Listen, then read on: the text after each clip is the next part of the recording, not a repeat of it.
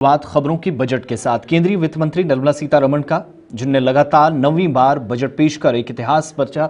इस बीच केंद्रीय बजट 2026 का उत्तराखंड के मुख्यमंत्री पुष्कर सिंह धामी ने स्वागत करते हुए प्रधानमंत्री नरेंद्र मोदी और वित्त मंत्री का आभार जताया है। मुख्यमंत्री पुष्कर सिंह धामी ने कहा कि बजट भारत को आर्थिक महाशक्ति बनाने और लोकल से ग्लोबल की सोच को सशक्त करने वाला है। साथ साथ उन्होंने भी कहा कि भारत दुनिया की चौथी सबसे बड़ी अर्थव्यवस्था बन चुका है और यह बजट उस उपलब्धि को नई मजबूती प्रदान करेगा। धामी ने कहा कि खासतौर से उन राज्यों के अंदर जो पर्वतीय राज्य हैं या पहाड़ी इलाके हैं, जरूरतों को ध्यान में रखते हुए उत्तराखंड को भी राजस्व की वृद्धि के साथ करीब 1850 करोड़ रुपए का या इससे अधिक बजट इस बार सरकार की तरफ से दी गई है, जो विकास कार्यों में सबसे ज्यादा गति देने के लिए सूदमंद साबित होगा।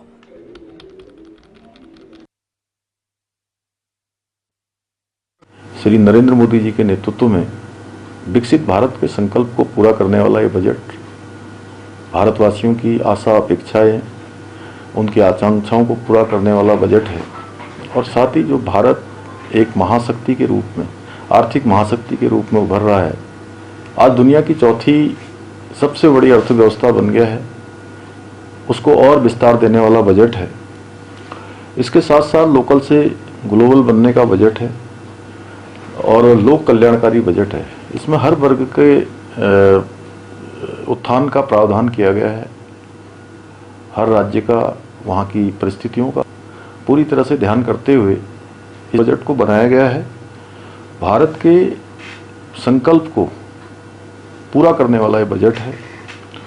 रिफॉर्म से परफॉर्म की ओर बढ़ते हुए भारत का बजट है और हमारे लिए, चूँकि हमारे राज्य उत्तराखंड से आदरणीय प्रधानमंत्री जी का विशेष लगाव है और उनके प्रधानमंत्री बनने के बाद अनेक योजनाएं हमारे राज्य के लिए स्वीकृत हुई हैं और चूँकि मैं अभी 2 दिन पहले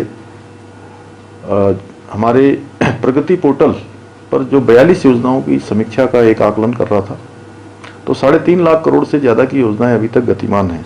इस बजट में हमारे जैसे पर्वतीय राज्य की आवश्यकताओं को ध्यान में रखते हुए इंफ्रास्ट्रक्चर, पर्यटन, कृषि, उद्योग, युवा महिला सशक्तिकरण की दिशा में भी इसमें ध्यान प्रावधान हुआ है और प्रधानमंत्री जी के नेतृत्व में यह बजट आत्मनिर्भर उत्तराखंड के हमारे लक्ष्य को साकार करने वाला बजट है।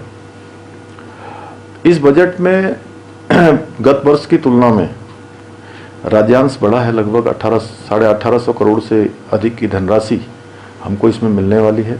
इसके अतिरिक्त जल जीवन मिशन, जो कि हमारे राज्य के लिए एक बहुत बड़ी योजना है और हमारे यहाँ की जो परेशानियाँ हैं, चुनौतियाँ हैं पेयजल की, उसको कहीं ना कहीं दूर करने वाली ये योजना, उस योजना में जिस प्रकार से एक बड़ी धनराशि 67,000 करोड़ रुपए का प्रावधान इस बार किया गया है, उससे हमारे राज्य की योजनाओं को और गति मिलने वाली है। इसके साथ साथ ये बजट विशेष रूप से इसलिए भी महत्वपूर्ण है कि हमारे राज्य को जो अतिरिक्त संसाधन है राज्य के विकास कार्यों के लिए, वो इससे प्राप्त होंगे और बैठक से पहले जो माननीय वित्त मंत्री जी के अध्यक्ष हैं, बजट पूर्व एक सभी राज्यों के सुझाव लिए गए थे, उनसे वार्ता की गई थी। हमारे यहाँ से भी जो उनसे अनुरोध किया गया था कि जो शासकीय है scheme for special assistants to state for capital investment, इसका विस्तार किया गया है, बल्कि इसको पहले से बढ़ाकर 1,85,000 करोड़ रुपये कर दिया गया है। यह ब्याज मुक्त योजना विगत वर्षों में उत्तराखंड के लिए बहुत लाभकारी रही है। इसी प्रकार इको टूरिज्म को बढ़ावा देने के लिए जो पर्वतीय टेल्स की घोषणा की गई है, उससे हवाई संपर्क उड़ान योजना विस्तारित उसका स्वरूप होगा। टियर 2, टियर 3 शहरों पर विशेष फोकस होगा। स्वास्थ्य क्षेत्र में बायोफार्मा स्ट्रेटजी और इंडिया सेमीकंडक्टर मिशन 2.0, उच्च शिक्षा में यूनिवर्सिटी टाउनशिप, हॉस्पिटलिटी सेक्टर के नेशनल इंस्टीट्यूट की स्थापना तथा national destination digital knowledge grid जैसे प्रावधान उत्तराखंड राज्य के लिए संभावनाओं के नए द्वार खोलेंगे। महिला सशक्तिकरण की दिशा में भी लखपति दीदी योजना, जो हमारे राज्य की महिलाओं के लिए, हमारी मातृशक्ति के लिए बहुत बड़ा उनकी समृद्धि और आगे बढ़ने का आधार बन चुकी हैं।